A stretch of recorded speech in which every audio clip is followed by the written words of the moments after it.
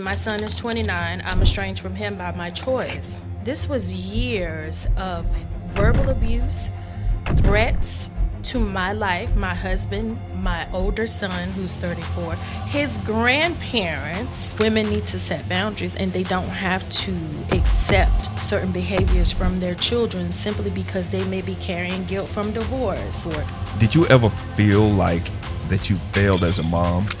you cry in silence. Your heart is absolutely broken when a child that you absolutely love with everything in you says things to you. His dad was verbally abusive, and he's 10 times worse than his dad. So for that mother who may be in that same space, who haven't begun the journey of finding themselves again, like if they're looking for that person prior to kids, that's a mistake because that person is gone. Who do they look for? You may not know who that girl is anymore.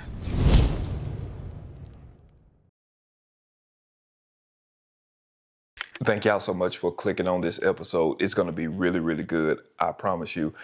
So there's no interruptions. I wanted to ask you this right now. Do you mind checking to see if you're subscribed? Because the analytics say that about 75% of you guys watch a lot, but you don't actually subscribe. And I get it. YouTube is a thing where we're not hitting the subscribe button. But if you do, that'll help us out at Lunch with the Cool Kids a whole lot. And we'll be able to get the guests that you want to hear. And we'll have the conversations that you want to have. So that's what we can promise you. If you hit that subscribe and help this channel grow, we'll get the people that you want to hear and have the conversations that you want to have with them. So I appreciate it. One more time, check see. Are you subscribed? Okay, cool. Thank y'all so much. All right, no more interruptions. Let's go straight into the conversation. We're not talking about kids because that, Let's please put that out there. We are talking about adult children and teenagers as well, because it is starting quite early in the teen years from the disrespect perspective. We are talking about adults. My kids are 29 and 34, so don't get in the damn comments saying she abandoned her kid. Okay?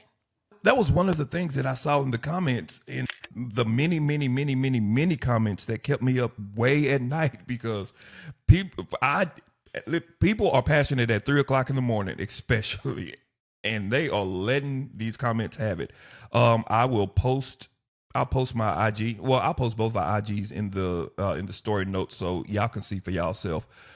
It looks like one of the big misconceptions is that they think that your stance and your perspective of this is like from a 7-year-old kid or something like that, or somebody who like didn't clean their room or something like that. That's not it. Can you expound a little bit?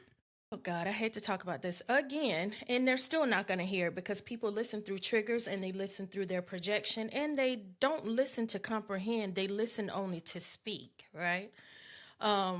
Again, my son is 29. I'm estranged from him by my choice. This was years of verbal abuse, threats to my life, my husband, my older son, who's 34, his grandparents.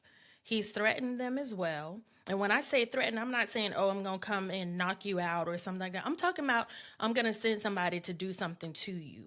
I'm going to send somebody to come and do something to your home. The things that my younger son has said to me, you just become numb. So let me put that out there, because people always say, well, how are you dealing with this? And, how did you deal with this for so long? First of all, it's my child, and you assume that eventually your child is going to grow out of it, and then they blame you. They demonize the mom all the time, and we'll get into that a little bit later.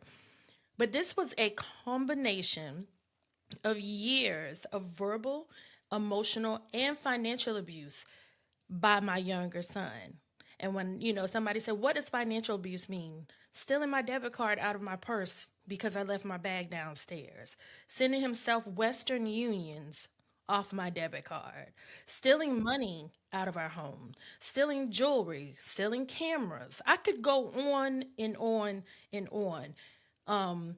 Having me co-sign for cars, yes, I need to be accountable for enabling him. But you think I'm trying to help my child co-signing for cars that he never paid the payments on. And because I have an 800 plus credit score and I'm a businesswoman, I like my credit being in 800s. So who got stuck paying the bill? I did. 2 cars. I bought him a car. He sold that. There's people only hear cliff notes of my story. But once again, they don't hear what he's done and they always try to demonize me. Tell you something. I stopped listening after 800 credit score. We probably should talk about it. No. So this is not just a typical. He didn't take out the trash. He's sleeping all day on the couch or anything like that. It's parental abuse.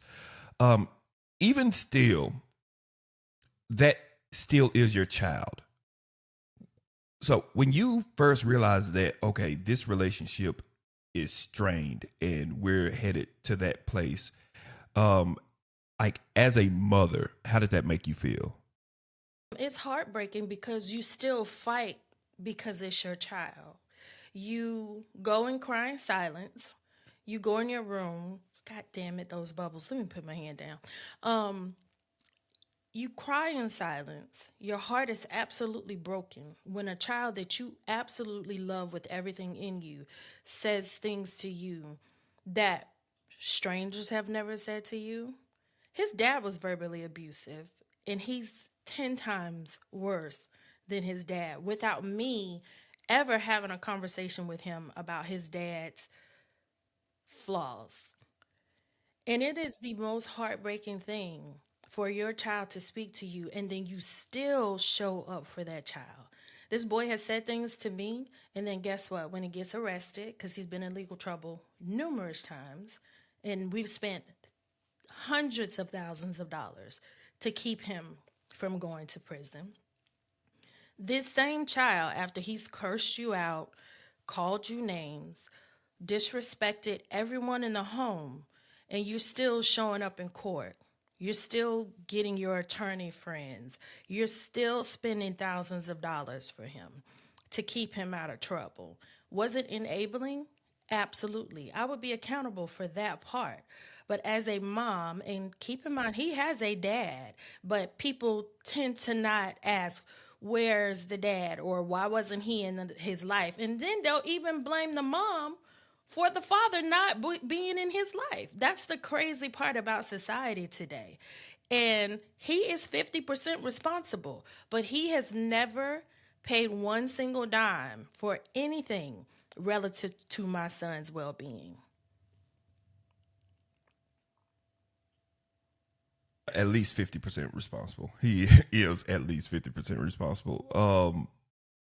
Okay, without getting my channel or this episode demonetized, and I don't want to take you back to that moment, but like, can you share some of the things that your son was saying to you to kind of really paint the picture of this was bad? And as a mom, I still have some protections for him to a certain degree, right?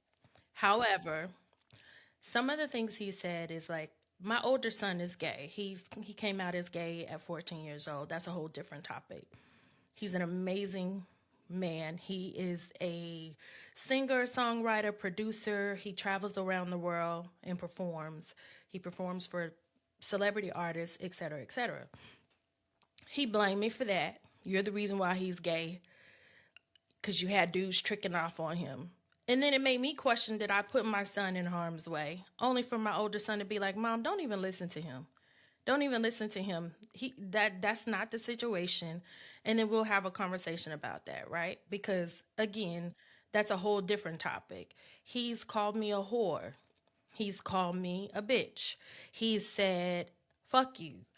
Everything that he could possibly say, he has said it. I mean, there's so much. There's so much to the point where I started recording him, because if he called me and I would correct him, because one thing about me as a mom, if you're wrong, I'm going to tell you you're wrong. I don't take sides. He has a son who's 8 years old, so I am a nana. He's an amazing kid, but that's because my son is not in his life. But when he and his mother were together, her family ran up in my home to jump him into my beautiful home to jump my son because he and her were in here fighting. Because we let them come and stay in our home after they had the baby. And they were here. And after all of that, Still, again, I cannot even give you the chronological order in so much. And this has been since his dad and I got divorced. We've been divorced for 20 plus years. He's married, I'm married, 18 years. I've moved on. I'm assuming his dad has as well. But ever since his father and I got divorced, and I know how divorce is impactful to children because I am a product of divorce. However, I don't believe that gives you a pass because you don't know how to process those emotions to disrespect your parents. hoping part of this conversation really kind of lays groundwork that for all of your thousands and thousands of comments that will come in forever. Hopefully at some point you just like, hey, look at this episode. This is this is what I've been going through. So this, yeah, I know. I'm just trying, Kendall. I'm just I know. I mean, because we're logical, right? We're logical people, and we think with logic and not emotions. But people don't think like that. So yeah, you would hope. what I think that's happening. I think that people are taking your words and putting it into their situations and saying, yeah, and saying that's literally projection. And saying that, man, I would never do that. But what they're thinking about their daughter who won't bring their shoes in from the garage, or their daughter who like don't walk the dog, or their son who may have snuck a girl into his bedroom or something like that. And they're like, oh man, yeah, I would never give up on my kid. And I'm not saying that you're giving up on your kid, but like you said in the last episode, you're choosing you're choosing distance over disrespect. And what you just said is, I don't know another person who would tolerate that for that long in any other scenario, in any other human relationship other than parenthood. Okay, I got another question. Other than motherhood, oh yeah, you don't like you hate us dads. We Let's be clear. Don't put that out there because I don't want you're right. You're right. to hate dads. What I'm saying is dads have a different emotional connection to their children. Say the chemical imbalance part again.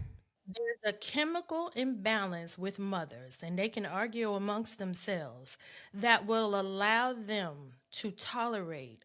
I tolerated this for 20 years. If this were a stranger or anyone that was not my child, do you honestly think I would have tolerated that?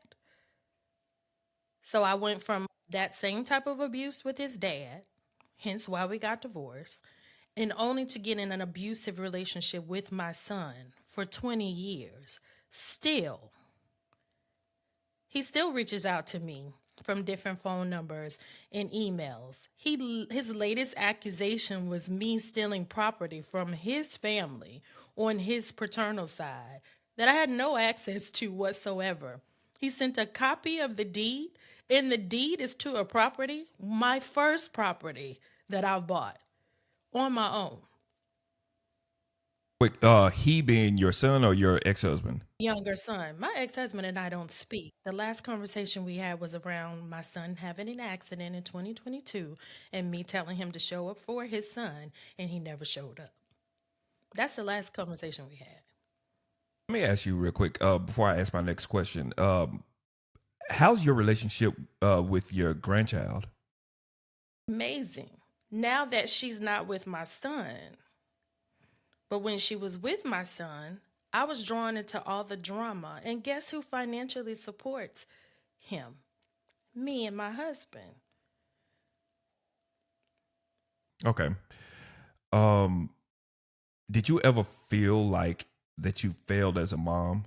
Yes. What at what point in this was that feeling, and how did you work through that? When he started, the verbal stuff was what's happening, the disrespectful stuff here and there, his anger, his outbursts. But I felt like I failed as a mom when he started getting into legal trouble. And I have been warning him because I could see the signs and maybe I manifested it, right?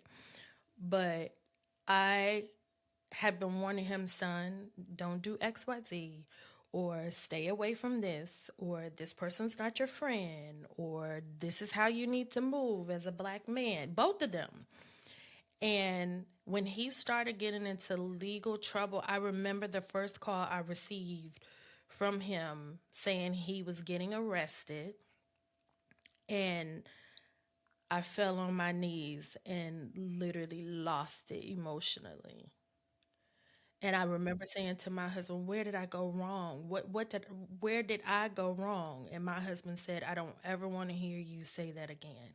Because he's been present in my son's lives longer than their biological dads. And he's been a great role model. But my husband is professional.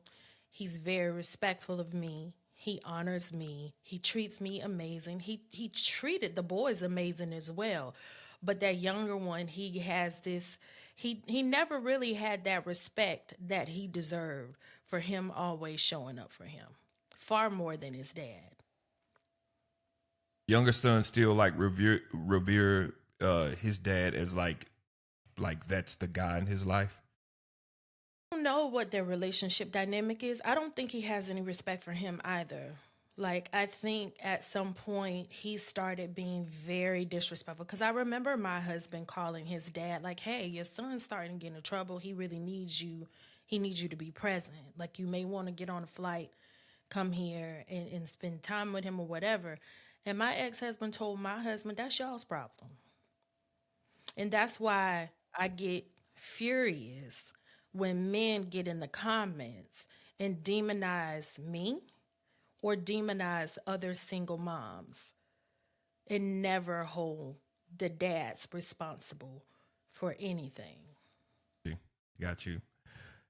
Um, so I hope that gives a little bit of context to where you're coming from and why you're doing what you're doing and who you're speaking to. You're not speaking to, and I feel like that I have to beat this dead horse.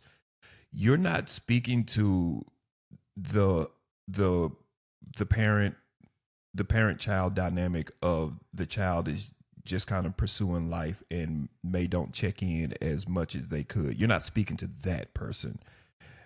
Uh and that person, if they're chiming in on your tribe, they're they're not in the right tribe. Yeah. Blank. They shouldn't. You're on the wrong algorithm. You found the wrong person. You you found the wrong parenting hashtag. This is not your struggle, and we pray that it never will be. Pray that it never will. And then if you are trying to come in my comments as an estranged person just because your child isn't checking in with you all the time anymore, you're actually codependent. Your adult child doesn't need to check in with you every single day. About that, what? Okay. Yeah, you heard what I said. Codependent. Some moms are codependent. So they want to come in the estrangement tribe because they used to talk to their kid every single day. That kid's gotten married and now I don't hear from them. So now I'm estranged. No, you don't hear from them because they've moved on and they are living their lives as they should because their partner, whether it be a wife or a husband or whomever, that is their main focus. And I think some moms are also codependent. So you're not estranged, you're codependent because you expect for that same child to give you that same attention as frequently as they did before. And they deserve to live their lives. I'm not that mom. In fact, I mind my business. I'm gonna put let me see if I can remember this. 22 minutes in, I'm gonna put it's over my left shoulder. I always remember that. I'm gonna put the episode tag for watch our last episode, our last conversation. Kendall breaks that down beautifully. I'm not gonna relitigate that. It's right there in the last episode. I want to spend the next half of our conversation. You have a book. You have so I'm talking to an author, ladies and gentlemen. Author Kendall Williams, Reclaiming Your Identity: A Mom's Guide to Empowerment, Boundaries, and Peace Amid Estrangement. Kendall, first of all, congratulations on doing something that most people don't. And you being a black woman, a black entrepreneur, a black parent, a voice, a leading voice in this desperately needed space. Congratulations to that. Let me say that. I know you sell books. After they watch this, that you'll sell a lot more. But if you don't sell one more book, that's a achievement of a lifetime. And every time you get congratulated on it, you more than deserve it. So congratulations. So much. Thank you. Thank you. Tell us a little bit about what your book is, and we know who's it for, but without giving the message, because we're going to buy it. But tell us what's the soul of it. Soul of Reclaiming Your Identity is for moms and dads, because let me tell you something. I have some dad followers too. They sneak in the comments here and there. They get on the lives and they come in my DMs, and they're not trying to be weird either. They really are legitimately on this journey. But again, men handle things differently. But Reclaiming Your Identity, I wrote that book for moms to find their value again, that wasn't so tied and wrapped up into motherhood. And when I said reclaiming your identity, meaning who were you before you became a mom? Because women are so tied up, their value, their entire lives are, and their entire identities are solely wrapped up into being a mom. I'm not just a mom to my 29-year-old and 34-year-old, although I forgot who that girl was because I was so focused on being their mother. I forgot who Kendall was. But Kendall is the mom who was a teenage mom and then got 2 degrees, being married, a mother, working in corporate America. Kendall is an entrepreneur. I've been an entrepreneur for many, many years. Kendall is a leader in the corporate space. Kendall is me, big K, not little K. You know what I'm saying? And my identity, I didn't start discovering or even getting to focus on who I was as an individual until maybe, I want to say 3 to 5 years ago, because everything has been wrapped up into my children. And don't get me wrong, I still love my sons, but as a mom, I get to focus on me the same way they get to focus on themselves. So that's why I wrote Reclaiming Your Identity. There are several chapters in there that will help moms. It's not this long book because I'm not long winded. I'm straight to the point, as you know. It is a guide for you to rethink or shift your perspective as it relates to dealing with this estrangement, what you're going to tolerate as far as setting boundaries, because you have a right to set boundaries. Everyone feels like the moment a mom decides to set a boundary, she becomes the villain in everybody's story. Yet people can set their boundaries.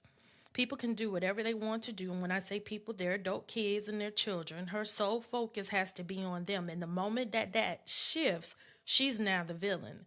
It also talks about how sometimes when these women are dealing with estrangement or dealing with a child where there's a contentious relationship and they have other children, they are so focused on that child in which they have that contention with, they lose focus of that other child. I did that. And I had to be accountable for that. And I had to apologize and ask for my older son's forgiveness because he didn't give me any problems growing up. And his thing was, Mom, you were going through so much with him. I didn't want to add that to your plate. And I've always told my sons to be very authentic. So he felt like he had to put on this facade of perfection. And I had to ask for his forgiveness for putting him in that position. And it doesn't mean that you don't love both of your children. It's just that one has your attention because they're always causing some type of drama or trauma. So there's different things in that book that will speak to different places in people's lives, but the sole purpose is for moms to reclaim their identity outside of just being someone's mother. What's some of the steps that mom can do? Once again, not without giving the whole book away, but some of the like practical, actionable, like at the end of this episode, I'm gonna do this.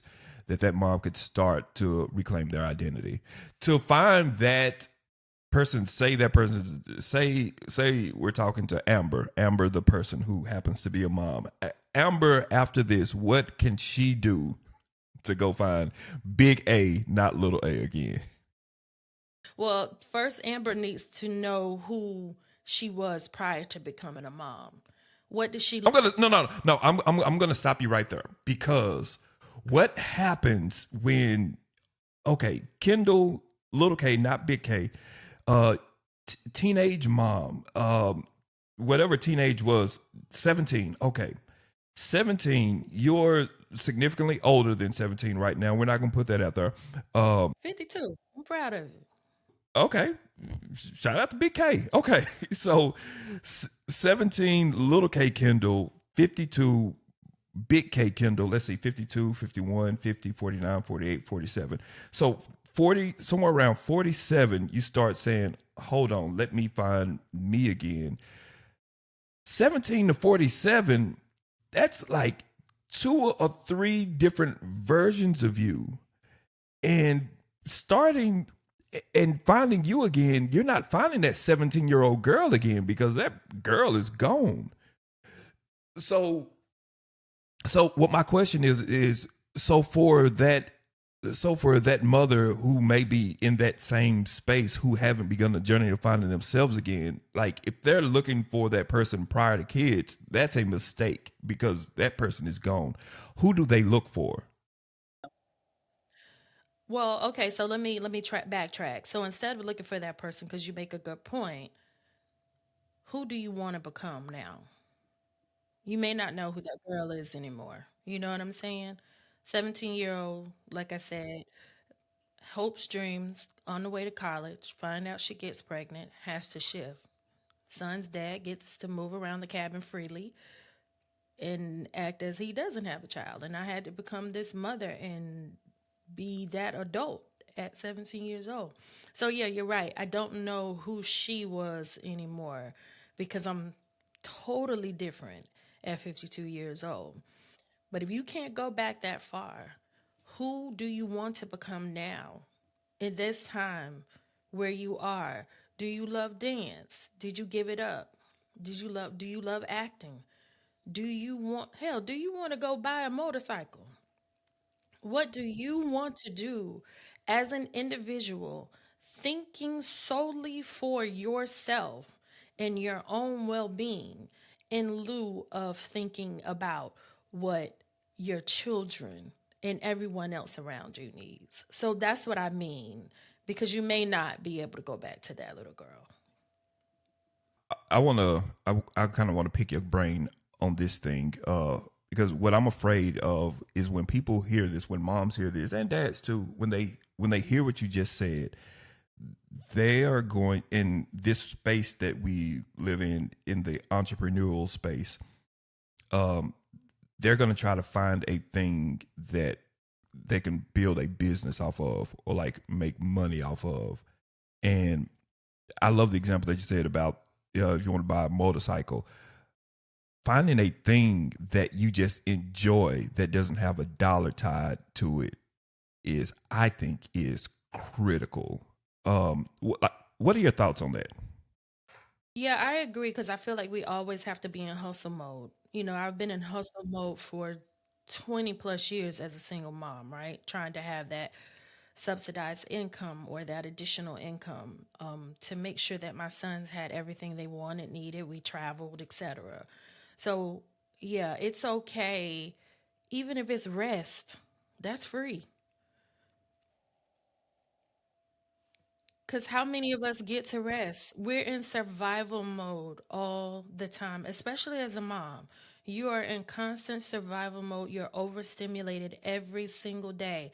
In this time, during this estrangement period, or during this time that you are resetting, whether you chose estrangement or it chose you, rest. Rest.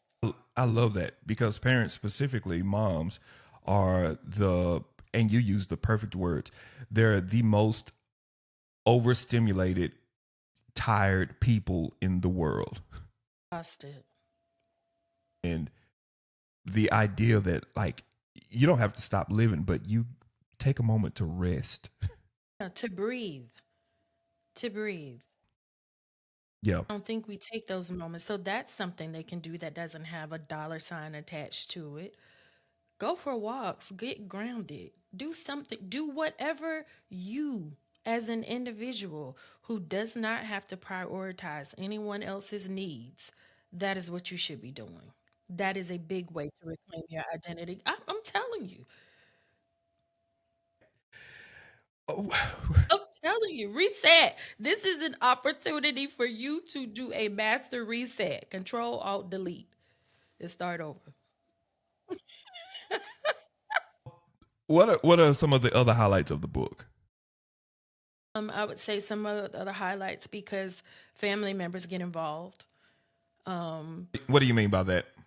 So family members get involved with a lot of this estrangement and this things that change or play a part in the dynamic of you and your children.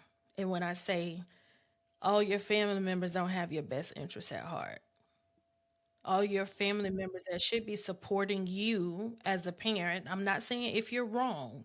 And I hate that I always have to preface stuff that, but people don't listen to comprehend. Again, they listen to respond. All your family doesn't have your best interest at heart. And sometimes people want to believe the worst about you. And sometimes your children will manipulate that as well. I have several people that I coach that have shared how family has interfered in their relationships. And instead of them being a facilitator or a neutral party to bring healing to the situation, they perpetuate the situation. So that's one thing that's in there. Another thing, again, is how moms need to learn to set boundaries. You don't have to tolerate disrespect out of guilt. So even if I felt I wasn't perfect, and again, I don't need to preface that. I feel like we always say that as moms, but I was a good damn mom. And that's why when people come in the comments and say stuff, I'm not defending myself to prove anything to you. I'm responding to you because you take a 3-minute clip and form this opinion about someone. But nonetheless, I will never defend myself because I know how I've showed up as a mom. But women need to set boundaries and they don't have to accept certain behaviors from their children simply because they may be carrying guilt from divorce or carrying guilt because the father is not present. Because a lot of times we enable our children because of that. Some other parts of the book were things like how do you figure out, again, what it is that you want to do? And it also talks about parental alienation because that's a big thing that I don't think we talk about, meaning the other parent, whether it be the mom or the father, has poisoned the children against that other parent. And it causes contention in the relationship with the parent who stayed more than the one who left. So it touches on quite a few points that I think would be helpful as well. Also, and you also have a coaching program too. Like, so what do if I'm hitting up Kendall, like Ken, because what when you say that, I'm thinking like, okay, the book gets me started 100% for sure. I love that, but me as a person who hasn't known myself for at least 20, 25 years, man, I need a little bit of help. So is that part of what you do? So that's also part of what I do. I do have one-to-one sessions with moms, and I am building a 4-week coaching program right now to dive even deeper. How do you set boundaries? How do you move through a mist? How do you sever those ties, even if not fully emotionally, mentally? How do you close out that relationship with your child because you have tried every single thing and it's not working? So that coaching program is going to dig a little bit deeper in that. I'm building it now. I've designed the curriculum and signing people out, but I'm just going to take a few people because listen, this was not something that I signed up for. I did not know that it was going to be this, but so many women are like, are you going to do deeper coaching? But I do offer those one-to-one sessions when you want to talk privately and you just need a little bit of guidance. And of course, moms come in and they full. They just want to my child, and I'm like, let me pause you for a second because number one, this conversation is going to be about giving you some basic tools on how to start healing and how to be empowered, not from a I want to be in control perspective, but be more empowered. So even if the dynamic of the relationship changes, you're not the same mom you were prior to estrangement or prior to accepting abuse from your child. So that's what the one to one is. And then if they want to dive a little bit deeper, like I said, I've started this 5 week program. 4 week program. I apologize. That I'll be kicking off. I got several applications. As a matter of fact, I got to review them. I haven't done it yet because I'm waiting to a certain deadline because I'm only going to take a few at a time because I want to make sure they get personal, you know what I'm saying, that personal dynamic with me and the support that they need and also the tools that are being designed within that curriculum as well. What we'll do, if you're interested in being on that waiting list, I'll put Kendall's information down in the show notes, and then you can follow her, and she'll keep you abreast. I want you, Kendall, and but before I ask this, I do want to say, man, it's so needed. It's so needed, and usually leadership is more than what you signed up for. God, yeah, I didn't expect it. I didn't expect it. I did not. I really didn't. I did not expect this. But I know that there's so many moms that's like so grateful for it. So keep going is what I'll say. What would you say to the version of yourself 5 years ago when you started this journey? What would you say to her at being the person that you are now? Like that person who's scared, who doesn't know like what 5 years now look for. Like what would you say to that person? Should have set boundaries a long time ago. You sh- yeah. You shouldn't have waited or dealt with this for 20 years. You should have said, but I digress because he would have been 9 years old at that time, right? That's different. But 5 years, Little 9 year old, you will not. No. you got to get out, pack your stuff, and get the hell out. It's time to go.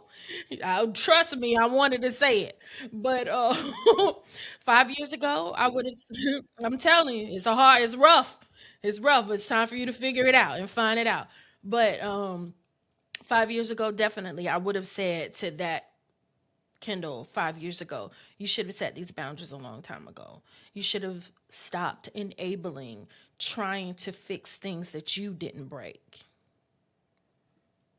Because I feel like I spent a lot of time with both of my sons trying to fix things that was broken in them by the abandonment they experienced from their fathers. And I didn't break those things. So it wasn't my responsibility to try to fix them. And I would have also said you shouldn't have had to wait until you got diagnosed with cervical cancer 3 years ago to finally unapologetically choose you. Mm. And and the 5 years later version of you now, uh, how do you see the world? How do you see parenthood? How do you see the world? Ooh, it's unnerving. I'll be completely honest. seeing the world and seeing the dynamics between children and parents, even started at younger ages, it's very unnerving to me. Parents can't parent because that becomes abusive, toxic. You cause your child trauma. And when I say parent, you can't tell them to do chores or they were oppressed or you made them a servant. You can't give them guidance or direction because now you're controlling them. You can't demand that when they speak to you with respect. And you shouldn't have to make that demand. They should automatically do it. But the things that I see children say, and again, no, I'm not going to say adult children because now I'm talking to all of them because it's starting at a very young age. But until the dynamic shifts where parents become placed back in the position of being patriarchs or matriarchs, we're going to always see this shift. As long as there's social media pushing this narrative, we're always going to see this shift. So for me, I am grateful that I am not raising any children right now because we would be talking from a glass screen. You would be talking to me from Plex, and I'd be behind plexiglass because there's no way. I didn't tolerate it from my own son, so I also want people to be clear about that. Any of his disrespect verbally, he said that long distance, okay? Because he knew if he was in my reach, I am Gen X, and I'm a nuck if you buck. So I got bullied in school because I was a popular only child. So yeah, I didn't have to put some hands on people.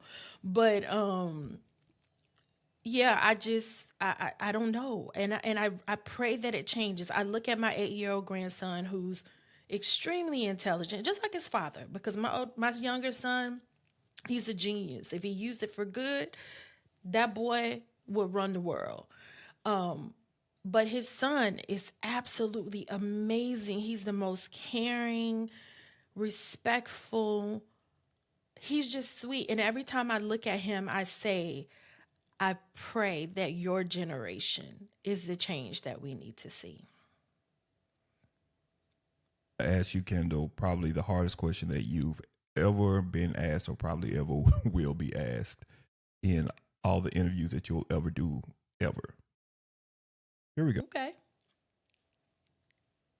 Everything that you know now, everything that you've experienced raising your children, seeing all of these moms go through all of these different things, what makes a good parent? Um, a good parent is not someone that's just showing up financially, not just providing the basics, the roof, the food. A lot of them are going to say, well, that was your job. Okay, well, I digress. But showing up, being there, emotional support, but also, first and foremost, having support because you need support in order for you to show up fully emotionally. So, how can a mom not be testy or irritated when she's overly stimulated if she's the only one being stimulated and there's no dad in the house? Hell, there are some women who have husbands and dads in the house and they're still overly stimulated because they are the ones that are always being pulled on. I always say dads are wanted, but mothers are, no, dads are needed, but there's this constant want and requirement of moms. So I think when you can be emotionally supportive, you have to be healed yourself because a lot of us carry trauma and we try not to bleed on our children. Do we not fail sometimes? Absolutely. But I think a good parent is all encompassing, one that shows up for their kid emotionally, mentally, spiritually, one that guides them, one that provides a safe environment for them, one that's not abusive. And just because I tell my kid to shut up, or even if I say shut the hell up, that doesn't make me abusive. Because again, you can't parent anymore. You got to tiptoe and walk on eggshells. So I think those are some of the reasons or some of the basics that makes a good parent. And just being there, and I feel like I check those boxes. No, I don't feel like it. I know I checked those boxes. And I did it alone. You said something about they need to be supported. That is, I hate to keep saying that's a whole nother conversation, but that is a whole nother conversation. Um, I'm gonna I'm gonna upset a whole bunch of people right now. Maybe you too. I don't know, but I have a feeling that you're probably gonna agree with me more than not. We'll see. Um, when you say that mothers need to be supported, what do you say to? Because I'm speaking as a dad. This isn't my wife. Shout out to my wife, wonderful, wonderful woman. So far, so Trouble. It ain't gonna be. You don't know. This will be the very one she watch. be the one. This will be the one. Shout out to my wife. She's the perfect woman. Um, what what do you say to the wives, the mothers, the partners who have that man, who have that partner in the house? But I'm speaking specifically about men who have that man in the house, whether it be a partner, whether it be a husband, who wants to support, who does support, but doesn't do it the mom's way. And because they don't do it the mom's way, they think that it's not the right way. What do you say to that? Say the moms need to step back. At least he's trying to do it. With it doesn't have to be your way because now you're trying to control the dynamic. I'm not expecting my husband to do it my way as long as he do it or does it. You know how many women are pretending on social media like they have these big, amazing, happy families and these supportive husbands, but yet they are the Uber, they are the doctor, they take the kids to all the appointments, they're checking the homework, they're doing the schoolwork, they're doing all of these things, and he's physically present, but he's not emotionally present. But back to the dads who want to be physically present and want to do things, girl, stay out the way. Stay out the way. So no, I'm not upset about your question. Stay out the way. It doesn't have to be done your way as long as it's done. My wife, I didn't. I didn't. But you know what though? Like I didn't, but I kind of did too because number one, I follow you. But then number two, I think that the people I think that the people who don't necessarily see things your way all the time, number one, and Kendall isn't saying this, I'm saying this. Number one, just because you don't agree with all the things that she's saying, that does not mean that she's a terrible person. I think that number one, if you listen to more than 10 seconds at a time, I promise you, you may get a little bit more context on what she's actually saying and the message that she's actually building a foundation on. I think that you I think that social media is working because what social media is designed to do is social media, pulling back the curtain a little bit, social media is designed to get a raw emotional reaction out of you. So actually, let me back up. So Kendall, you're probably doomed in that point because the only way that you're gonna succeed is that you have to hit that emotional trigger. The only problem is that the space that you're in, it's so polarizing that they're never gonna listen. They're never gonna listen in context. They never will. No, they never will. I've come to that conclusion. Again, I've said it countless times that I never wanted to be a content creator. I wanted to hide behind this microphone and these earphones, and that was it. However, here I am. And people, I don't even want to say triggers all the time because I think we overuse that word too. It's not just triggers that people are listening to because how can someone, a stranger on the internet, trigger you so much that you respond in the ways that you respond? let's keep it real. The internet and social media is this wide pool in this ocean where people feel like they can cast their nets, meaning their opinions, that have no validity in most cases. They just want to say whatever they want to say behind these profiles. But if they listen to full episodes, or if they really listen to comprehend versus just to respond and not get triggered by just a title, they would hear that I'm not one sided. I'm not one sided. I am a neutral person. If a mother is wrong, I'm going to call them out. Like these mother in law, they get so upset. I call them out. These grandparents who feel like they're entitled to their grandchildren, you're not. They're not your kids. And to your question, if you ask me something about a woman and I disagree with it, like you just asked me, as far as women need to step back and let their husbands who are trying to be supportive do it and do it in their way, I'm going to always give you the right answer, not just the answer that people want to hear or just based on my opinion. I speak truth, and people don't like truth. And that's why they get so upset. I'm not even going to say triggered anymore. They get upset because they don't want to hear the truth.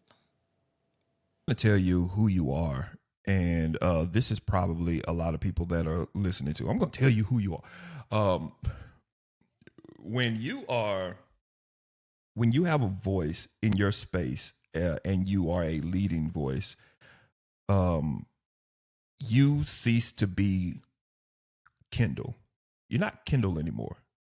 Um, you are a side of the coin that people either really, really agree with or they really, really don't.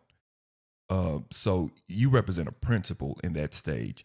So I was having this conversation with somebody, and man, they were all in the DMs and the comments, going back with everybody once the conversation like really blew up, like trying to defend themselves. Like, hey, guy or girl, I'm not gonna say who it was, but hey, listen, you represent an opinion, and you're not you anymore. So you trying to defend you're not even defending you. You are an opinion, and people are going to see you. They're going to have a thought, and if it's triggering, if it is charging enough that makes them respond, good for you. But they're not responding to you who said it. They're responding to the thing that's being presented. So in that respect, and I know it's hard, if you can take yourself out of it a little bit, it's a little bit less personal when you realize, like, man, this ain't you. This is the idea that you're putting out into the world, and you're blessed enough to where a whole bunch of people have a stance on what you said. I'll tell you this: it's better for a whole bunch of people to have an opinion on the thing that you said than nobody to have an opinion. Nobody cares. Win is a win. A win is a win. But let me tell you something. When I first got into this space, and like I said, I was a guest on someone's podcast. And like I told you before, it hit millions of views like within the first couple months. I had to turn my notifications off because there was such a mix of emotions. And then I posted a clip on my own. I literally had my loungewear on. I wasn't taking it seriously. I didn't have any makeup on, looked a mess. I did not expect that video to go where it went. And I simply said, stop abusing and disrespecting the parent that stayed, because basically you're mad with the one who left. And people lost their minds. And I did not expect the things that came in the comments. That was my practice run, being on the other person's podcast. That was my practice run. But you definitely have to have a thick skin. You definitely have to pick and choose what you take personally.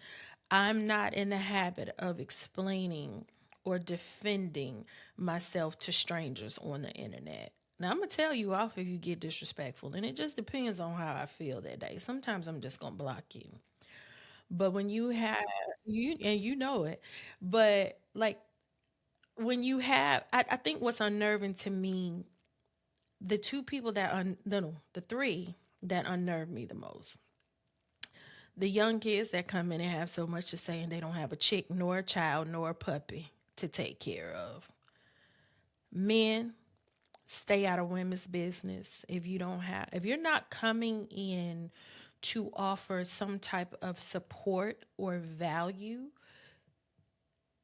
in the conversation without demonizing a mother or blaming her, just don't say nothing. My husband always says, why do men get into women's business? If my husband inserts himself into a conversation, it's going to be supportive. And he'll tell me right from wrong, absolutely. But he's like, when it comes to motherhood, men shouldn't be speaking on motherhood. And you damn sure shouldn't be demonizing a single mom without any accountability to the father who left not only his child, but he left her too. And that's what is unnerving to me. See, I ain't said not one thing in these comments.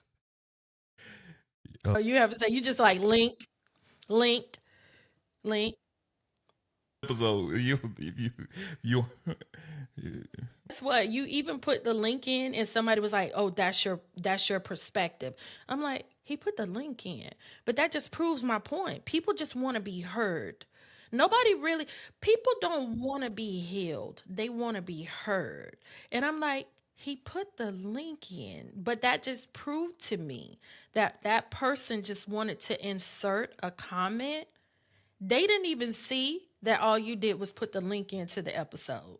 And they were like, well, that's your prerogative or whatever they said. And I was like, damn, that was just a link. But that just lets me know you just want to be heard. You don't want to be healed. if y'all want a good time, follow Kendall. I'll put her in the show notes because, um, one man, listen, one thing that you will not ever struggle with in this life on the social media side is engagement. You will always have engagement. Win is a win. Win is a win. Kendall, thank you so much. Thank you so much. Is there anything else? Um, and well, real quick, like I said, we'll put all this stuff in the show notes where we can find you.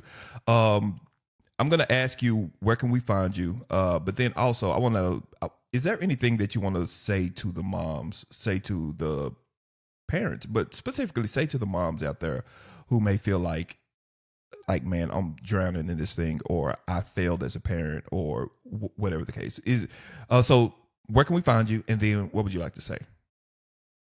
Find me at Moms MUMS True T on all my social media handles: TikTok, Instagram, and Facebook, and YouTube as well. Subscribe to my YouTube channel. Make sure you follow me. Turn your notifications on because y'all get real upset when y'all miss stuff, and I'm like, that's not my fault.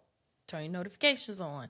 You can find my book, Reclaiming Your Identity, on my website and Amazon. And you can sign up for my coaching program via my website as well, whether it be a one-to-one or if you want to do the deep dive. I am calling it a healing and empowerment program, not coaching, because I don't want to be nobody's coach. I'm just a guide. That's what it is. And what I would say to moms, You do that. Before you do that, I'm also gonna throw in that if you want her to speak at your next event to your women, then you want to get her. Yeah. Okay, you wasn't gonna say it. I was gonna say it. I know, you know me, humble. But yes, I am available for speaking engagements, panels, and I prefer panels. I love Q&As. Again, it's very tough for me to do long-winded talking, and I know that's not typical for most women, but I'm very direct and to the point. I'm in and out, but hey. We've done an hour on this show. Yeah, we did, but you asked the questions. It's a Q&A. Hello. But yeah. Hello. But nonetheless, to single moms first, you are valued.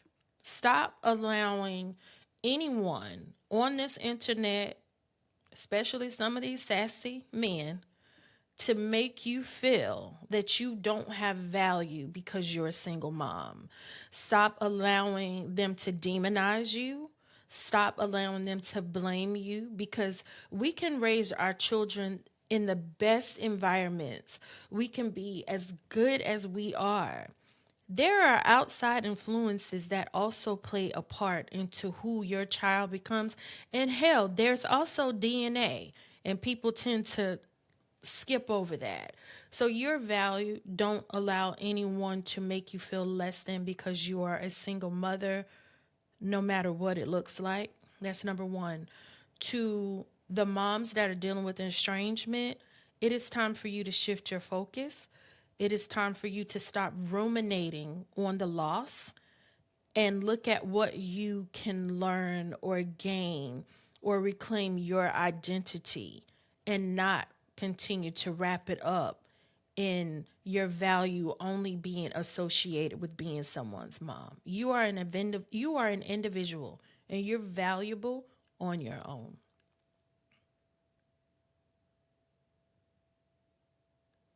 I, as you were talking, I was just thinking, like, man, I pray that nobody ever has to go through what you and so many other women go through. But if they do, I'm so grateful there are voices like you in the community that can help get them through it. So I just want to say that you're needed, you're appreciated, and you're a person that you're a person that's needed. I'll say that. So y'all know where to find it in the show notes. If you're listening on the audio side of this, go to my YouTube, Lunch with the Cool Kids, and see her face. You'll see, looking at all the comments of all the angry people, that'll be the show. And you can find well, let me say this too before we sign off. It's just polarizing. That's just what a strong, effective thing is. It's just polarizing. There's no kind of middle ground of it. You feel one way or you feel the other. And as many people feel the way that they do, there are so many more people who are grateful and appreciative and hold Kendall's weights and perspective as value and as a compass. So, we're joking just because, like, the squeaky wheel gets the oil. The crazy comments are the ones, but there are so many people that are grateful for you. So I want to be part of the people that says thank you for the work that you're doing and the work that you continue to do. And you are a leader and a voice, so deal with that. So I was the voice for my company when I worked in corporate America up until last month as a DEI leader. And I didn't come in to sugarcoat anything around that. I told them the truth that needed to be told. So you're right. I'm a truth teller. And a lot of times, truth tellers are persecuted. And you have to be someone that can tolerate it. I'm just walking in my purpose finally, no matter the weight. And I'm grateful for the women that are being set free, that I get the comments from. And I'm grateful for the women that show me gratitude for allowing them to have the space to finally have a voice, because a lot of them are suffering in silence. y'all, you have a voice there. You have a voice here at Lunch with the Cool Kids. Come back anytime you want to. You're an open guest. Ladies and gentlemen, that is our show. Thank you so much. Before you go, you make sure you hit that subscribe button and let us know in the comments how much this helped you, or how much you hated it. Whatever the case, the comment, a win is a win. That's Kendall says. It is a win. A win is a win. Until the next time, you go change the world. Don't let the world change you. We'll see you on the next show.